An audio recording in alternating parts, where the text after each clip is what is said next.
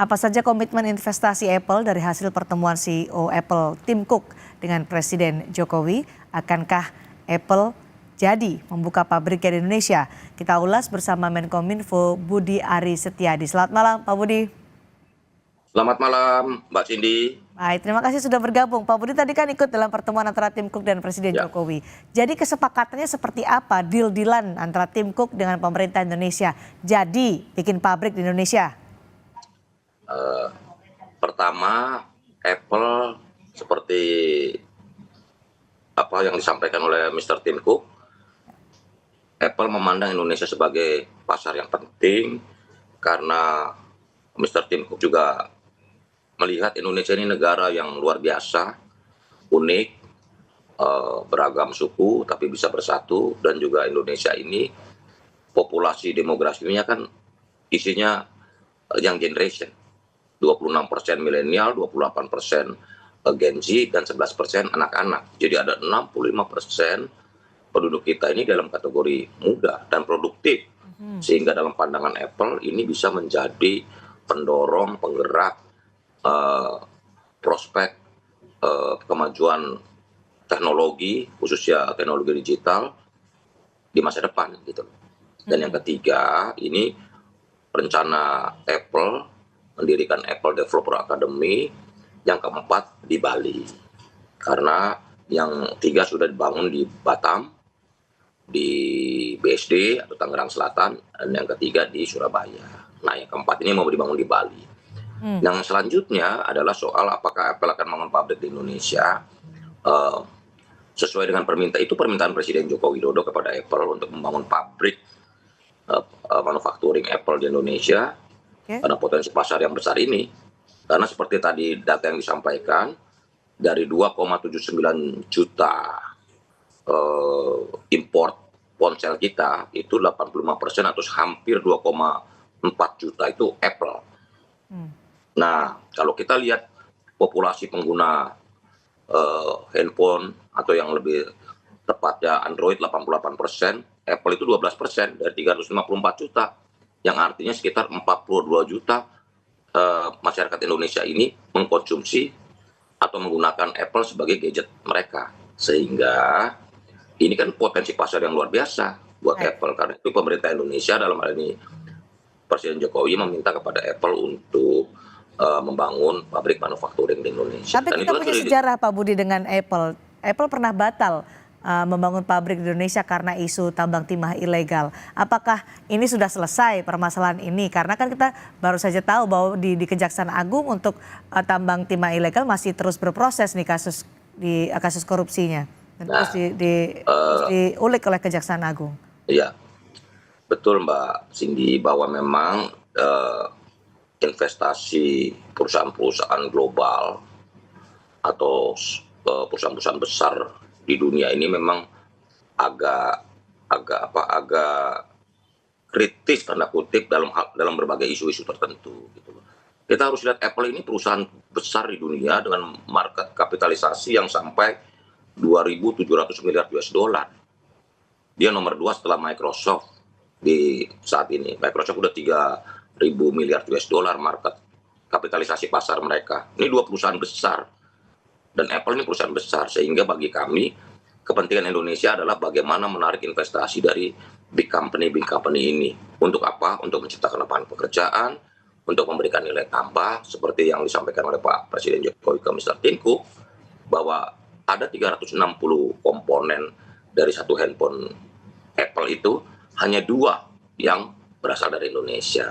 Karena itu Pak Presiden juga minta supaya Indonesia bisa diikut sertakan lebih banyak lagi, sehingga kita sebagai negara bisa masuk dalam global supply chain terhadap. Jadi dalam pertemuan tadi apakah tambang timah ilegal masih menjadi tidak dibicarakan. Isu tambang timah itu tidak dibicarakan oleh Apple, tetapi bahwa ya Apple berkomitmen. Apple melihat Indonesia sebagai negara penting karena 45% ASEAN ini, penduduk ASEAN, pasar ASEAN ini ada di Indonesia.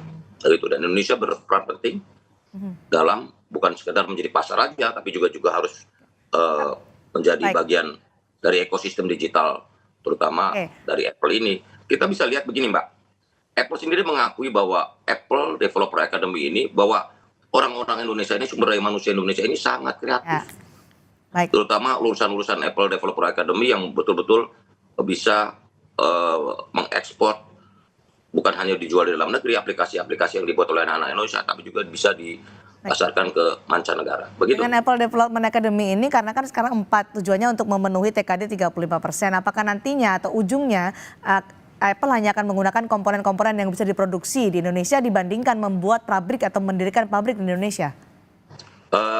Kita pemerintah Indonesia sudah meminta Apple untuk membuat pabrik di Indonesia, dan beliau, Mr. Tim Cook, sudah menyampaikan mereka akan mengerjakan itu, begitu loh, dalam pertimbangan mereka. Kemudian Dan kita berharap itu kan nanti karena itulah Presiden sudah menunjuk Pak Luhut untuk mengkoordinasikan ini semua, terutama investasi, karena ini kan menyangkut banyak kementerian lembaga, bagaimana lahannya, bagaimana insentifnya, bagaimana fiskal policy-nya, bagaimana rantai pasar globalnya.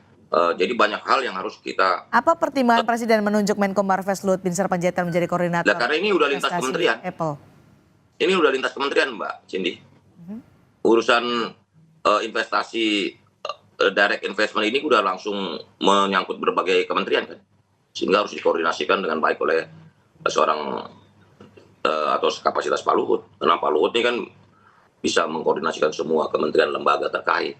Karena urusan investasi langsung atau bangun pabrik itu kan melibatkan banyak kementerian lembaga. Begitu, Mbak. Karena kan apa-apa semua Pak Luhut itu yang mengerjakan. Apakah ada koordinasi apa ditunjuk adalah Menko Marves? Pak Luhut yang bisa gitu. Menurut saya memang Pak Luhut mampu untuk itu. Dan itu harus karena Luhut, berbagai bottleneck itu bisa diterobos oleh Pak Luhut. Oke. Ini yang menarik Pak Budi. Kenapa pertemuan antara Tim Cook, CEO Apple, dengan Presiden harus di Istana Kepresidenan untuk membahas bisnis, membahas investasi? Apakah itu lazim? Biasa, ini perusahaan skala global bertemu dengan kepala negara, itu hal yang lumrah. Apalagi perusahaan sekaliber sebesar Apple, yang dampaknya bukan hanya satu sisi, tapi multipliernya banyak sekali. Ingat loh, Apple dan nanti akhir bulan ini ada Microsoft juga. Ini 2 perusahaan besar di dunia yang kalau Indonesia bisa menarik mereka untuk investasi dalam jumlah besar, tentu akan membawa dampak bagi sektor-sektor lain atau korporasi-korporasi lain di dunia. Ini baru pertama kali ya Presiden menemui pebisnis di Istana Kepresidenan untuk bicara soal investasi ini. Loh, ini kan bukan. Ini kan menyangkut soal hal yang strategis buat Indonesia. Kita bicaranya kembali, kepentingan Indonesia apa di sini?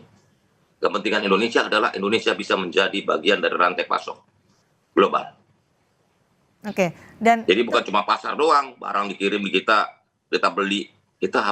Indonesia harus menjadi bagian dari rantai pasok global, terutama perusahaan-perusahaan atau korporasi-korporasi besar seperti Apple. Oke, dan itu harus ditemui oleh Presiden, tidak cukup dengan Menko Marves yang kemudian ditunjuk oleh Presiden menjadi koordinator investasi Apple di Indonesia. Karena ini banyak hal-hal yang penting dan strategis. Kita ini berkompetisi dengan banyak negara untuk mendapatkan investasi dari perusahaan-perusahaan besar di dunia. Kita ini bersaing dengan Vietnam, bersaing dengan negara-negara lain, gitu loh, untuk memperebutkan investasi dari perusahaan-perusahaan besar itu. Kita sebagai negara punya kepentingan untuk menjadi bagian dari rantai pasok global itu, bukan sekedar mereka menjual produknya di sini. Begitu, Mbak Siti. Terakhir, Pak Budi, jadi kapan akan membangun pabrik Indonesia? Karena tadi disebut sudah sepakat dengan pemerintah Indonesia, tidak lagi membahas soal tambang timah ilegal tadi disebutkan, Pak Budi. Nanti kita tunggu kelanjutannya, karena setelah pertemuan hari ini kita akan ada pertemuan-pertemuan atau rapat-rapat lanjutan untuk mendetailkan semua masalah dan problematika yang ada di dalam pasar Indonesia ini. Gitu. Kita tentu akan memberikan berbagai kemudahan dan juga bagaimana Apple bisa terus berada dalam pasar Indonesia, tetapi juga Indonesia juga harus bukan sekedar pasar, tapi juga bisa memberi nilai tambah bagi kemajuan Indonesia, khususnya kemajuan di sektor teknologi dan digital di Indonesia. Begitu Baik. Mbak. Jadi Terima kasih. kita harus membuka diri karena akhir bulan ini juga setelah Apple, Microsoft akan hadir. Baik, CEO Microsoft akan hadir di Indonesia. kita tunggu nanti Begitu. realisasinya. Terima kasih Menko Iya. Info Budi Aristiadi Terima sudah kasih, bergabung Mbak bersama Sini. Indonesia Malam Kompas TV. Ya. Selamat malam Pak Budi.